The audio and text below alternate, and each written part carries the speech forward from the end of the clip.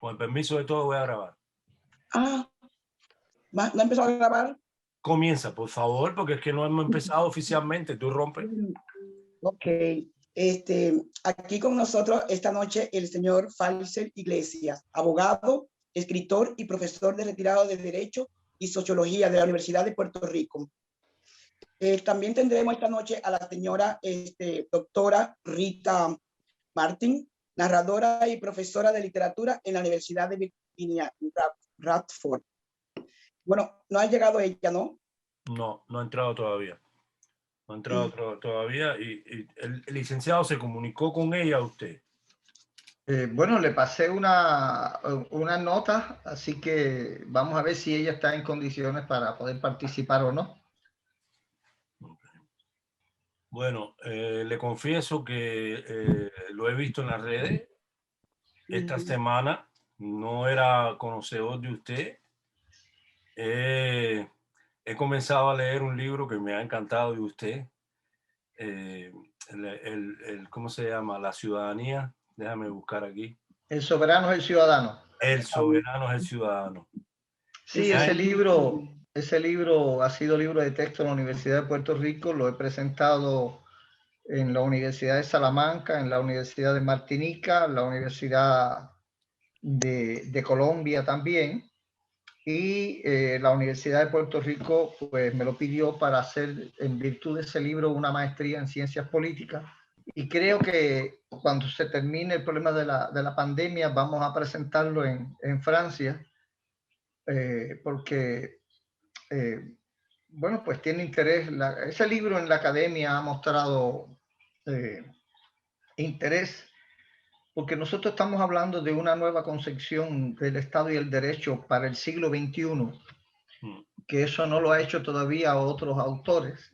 Se piensa que lo que hemos estado haciendo nosotros para la posmodernidad es lo que hizo Rousseau y Montesquieu para la modernidad, ¿verdad?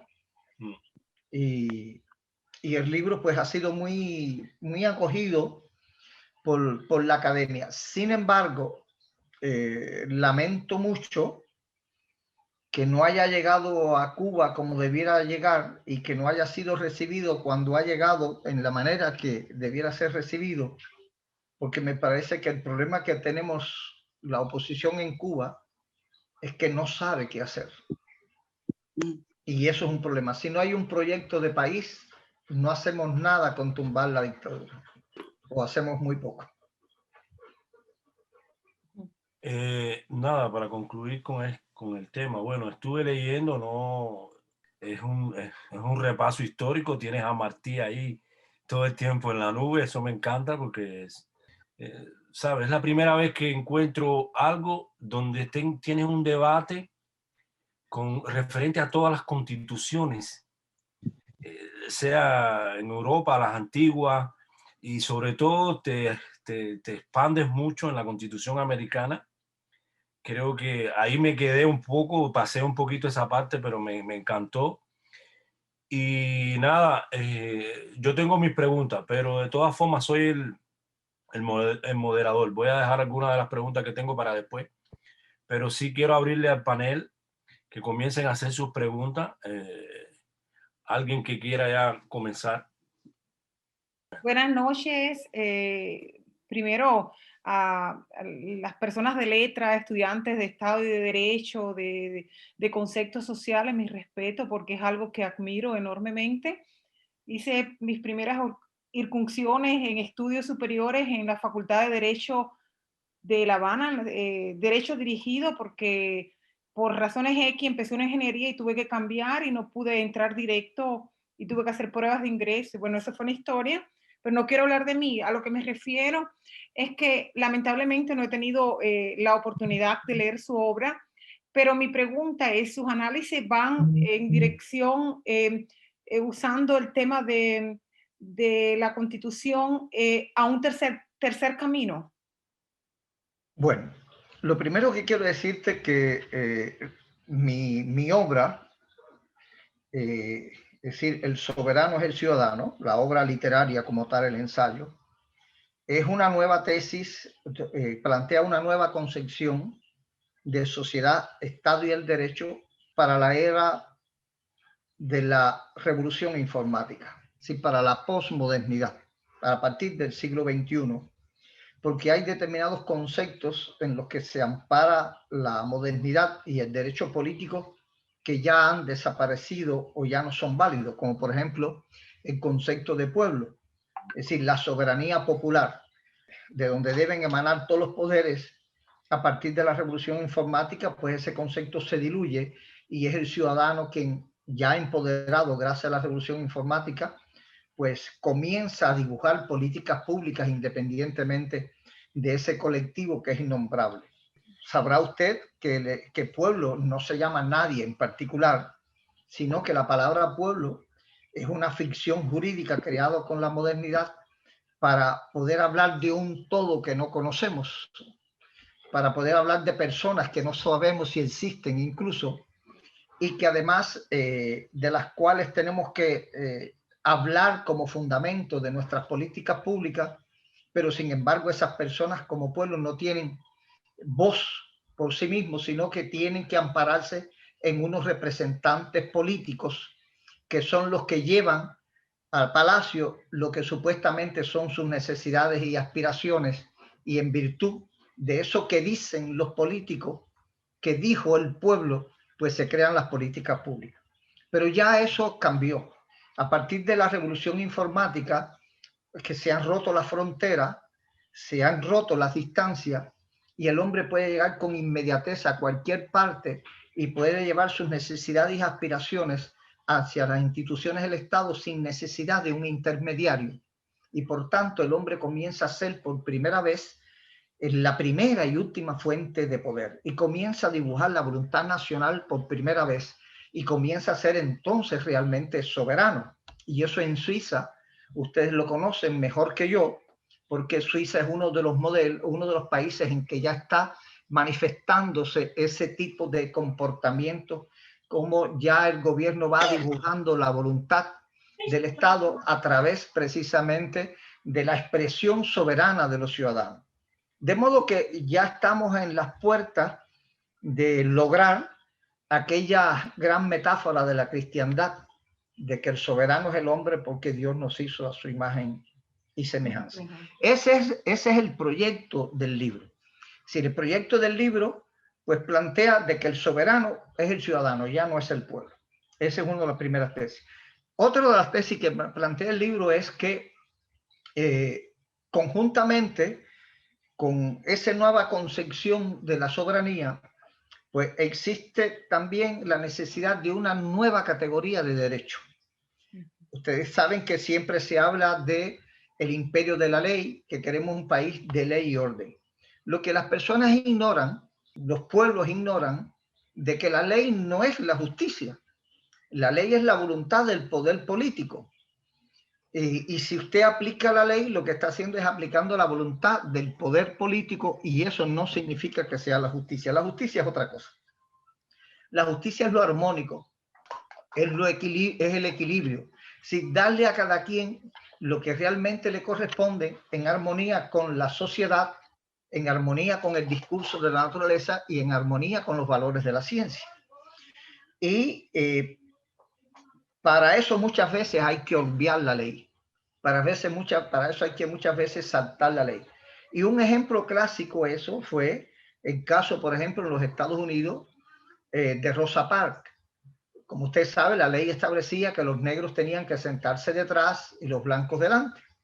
Si el juez hubiese aplicado el principio del imperio de la ley, pues Rosa Parks tenía que seguir sentándose detrás, no se hubiese acabado la segregación racial en los Estados Unidos y posiblemente hubiese arribado a Estados Unidos a una guerra fratricida racial.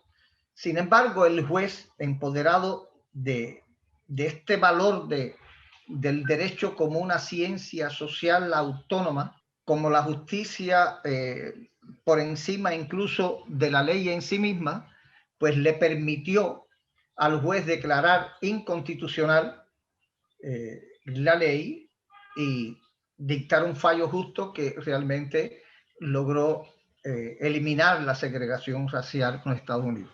De modo que en este libro, El soberano es el ciudadano, ustedes me están escuchando, ¿verdad? Porque veo una imagen o una persona. Perfectamente, perfectamente. Ok. Sí. ¿Qué sucede? Que en este libro, pues yo parto de que ya el soberano debe ser el ciudadano y que la aspiración, el fundamento de la sociedad no debe ser el imperio de la ley, sino el imperio de la justicia, incluso sacrificando si es necesario la ley, si la ley es capaz de ir contra la justicia en un momento determinado. Porque el imperio de la ley es una doctrina que surge con el derecho romano.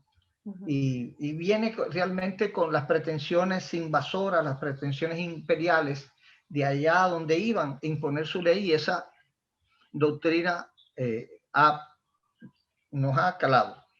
Por otra parte, yo planteo también en este libro, El soberano es el ciudadano, de que la tripartición de poderes no es suficiente para nuestros países de América Latina. La tripartición de poderes ha funcionado en países maduros, donde el Estado y el derecho han sido el producto de la voluntad de esos pueblos.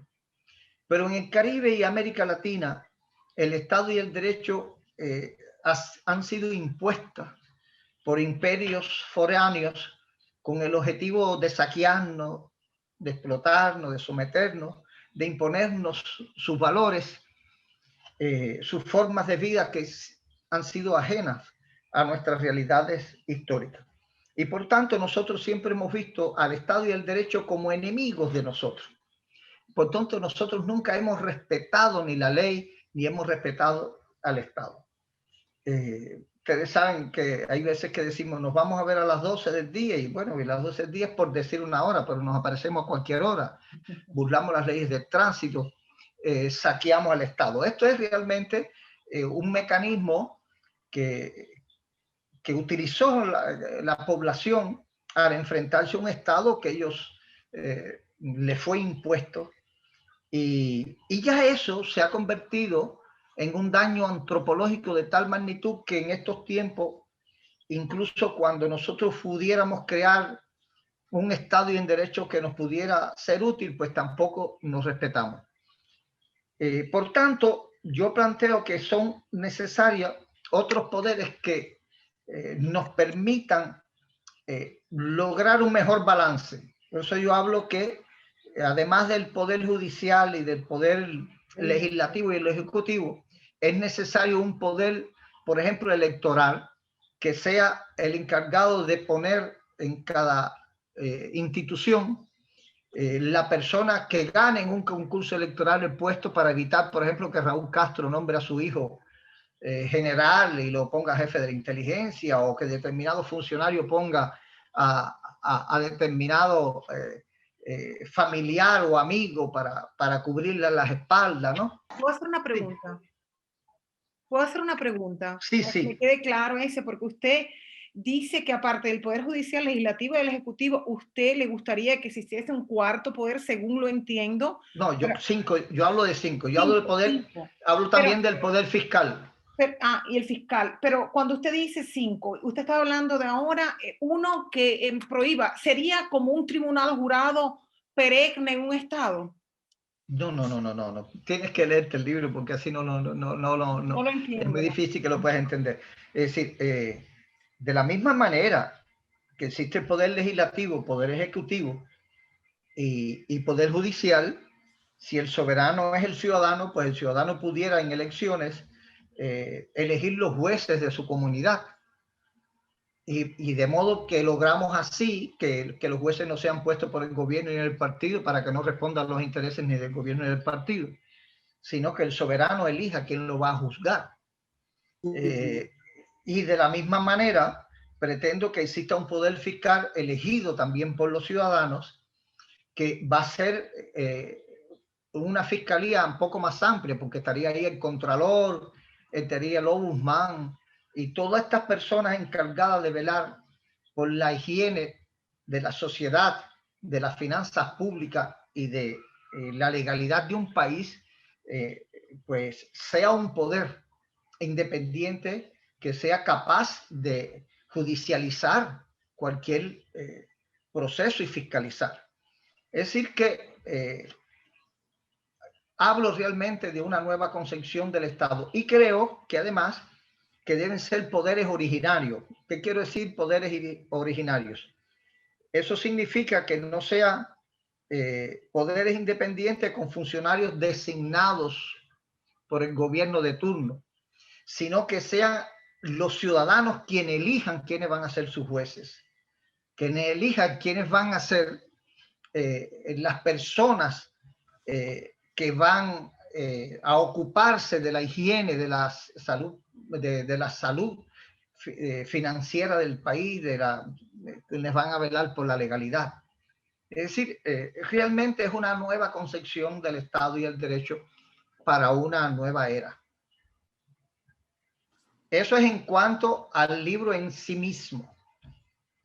¿Qué sucede? Que al margen del libro, pues un grupo de escritores importantes, los escritores más importantes de Cuba en este momento, que tengo el privilegio de ser amigo personal de muchos de ellos. Te estoy hablando de Amir Valles, por ejemplo.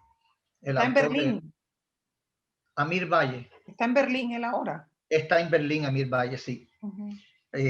Incluso es el director de la revista latinoamericana de literatura, ha sido asesor de la presidencia del gobierno alemán, está considerado quizás el narrador más importante. Está entre el grupo también está la doctora Rita Martín, que trabajó en Cuba en el Instituto de Lingüística, trabajó en Letras Cubanas, es una poeta importantísima y actualmente es profesora en la universidad en Virginia.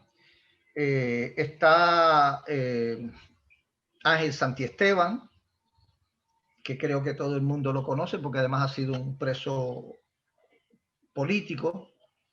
En definitiva, tenemos 800 firmas ya, porque ya han entrado más personas a firmarla, pero tenemos, para mí entender, los pensadores más importantes del país que me ayudaron a redactar y ahora en la firma del documento y un documento que vamos a seguir puliendo.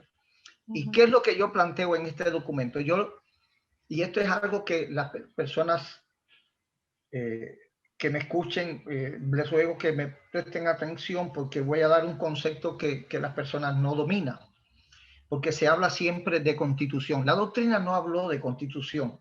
Si cuando surge la modernidad, de lo que habló Rousseau, de lo que habló Montesquieu y todos estos hombres de la Ilustración, lo que hablaron fue del contrato social. Yo le digo pacto social para no repetir la palabra.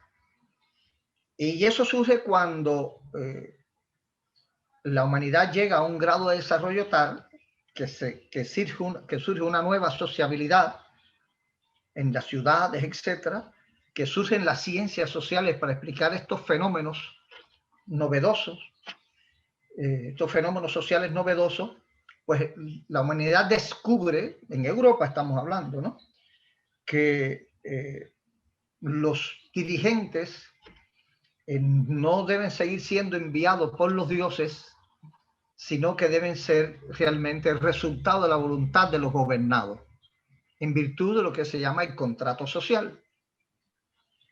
Y que en definitiva el pueblo, el concepto de pueblo que surge como soberano entonces, derrocado ya los dioses y los reyes, pues va a elegir quién va a ser su gobernante.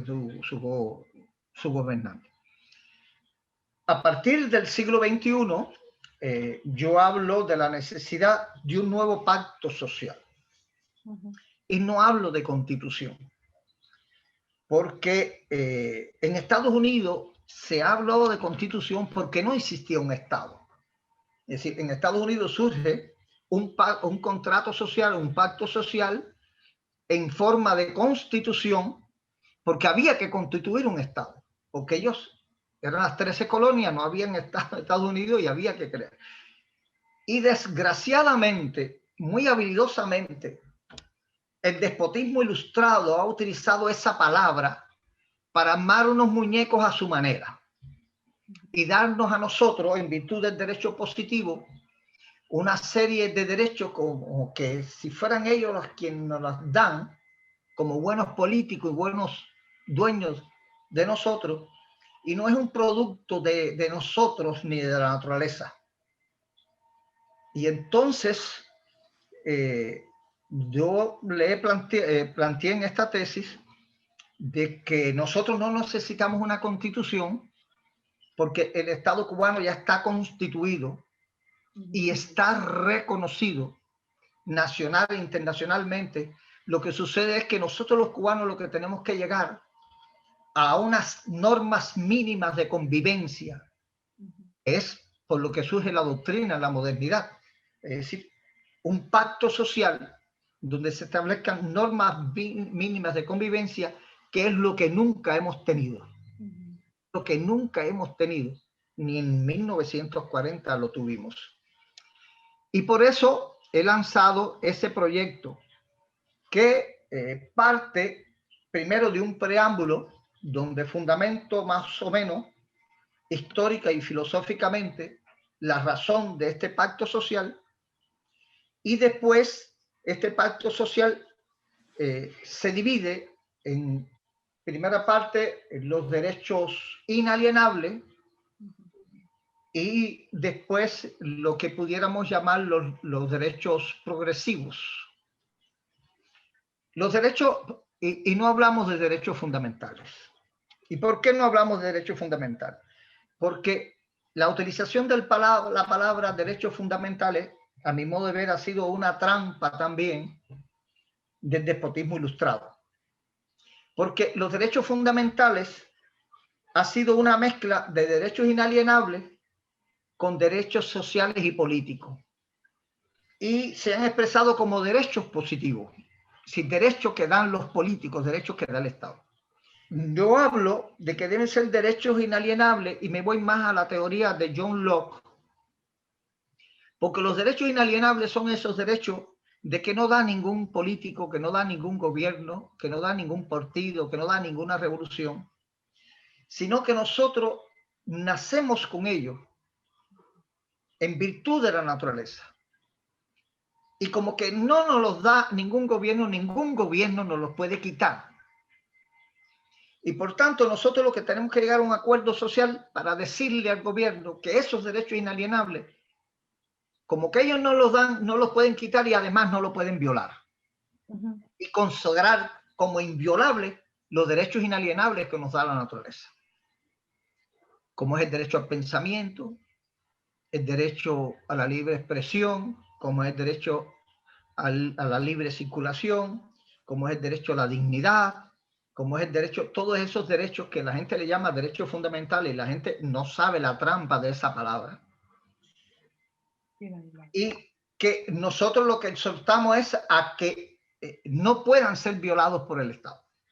La otra parte, que es donde estarían los derechos progresivos, son esos derechos que la sociedad puede ir garantizándole a sus ciudadanos en la medida en que la sociedad va logrando determinado desarrollo económico, político y social, y puede ir garantizando ciertos derechos, pero que no tienen que ser permanentes, ni el Estado está, porque el Estado no va a estar siempre en condiciones de poderlo garantizar. Por ejemplo, tú dices, todo el mundo va a tener derecho a una vivienda decorosa.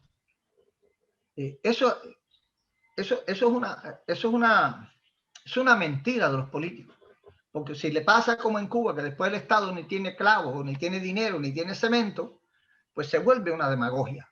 Entonces los gobiernos comienzan a hacer una serie de proyectos políticos y consagrarlos como derechos fundamentales que se convierten nada más en un factor electoral, un factor de poder, pero con el tiempo terminan siendo mentiras.